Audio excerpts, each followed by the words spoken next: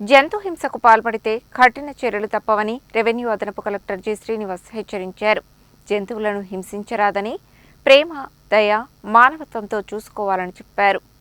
శుక్రవారం కలెక్టర్ కార్యాలయ సమావేశ మందిరంలో నిర్వహించిన జంతు హింస నివారణ సంఘం జిల్లా స్థాయి సమావేశంలో రెవెన్యూ అదనపు కలెక్టర్ శ్రీనివాస్ మాట్లాడుతూ, జంతు హింసకు పాల్పడిన వారిపై జంతు సంరక్షణ చట్టం ప్రకారం కఠిన చర్యలు తీసుకోవడం జరుగుతుందని హెచ్చరించారు.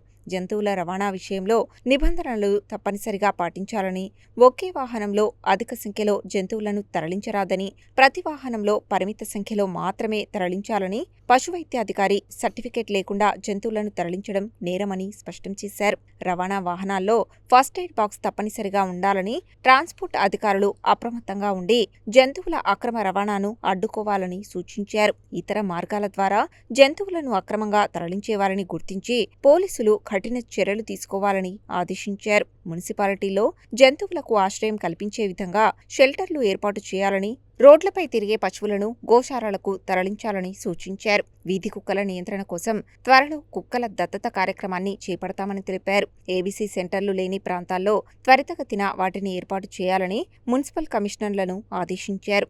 పిల్లలు వీధి కుక్కల బారిన పడకుండా ప్రతి పాఠశాలలో అవగాహన కల్పించాలని విద్యాశాఖ అధికారులను ఆదేశించారు. అదనపు ఎస్పీ రమేష్, జిల్లా పశు సంవర్ధక శాఖ అధికారి డాక్టర్ రమేష్తో పాటు వివిధ శాఖల అధికారులు ఉన్నారు.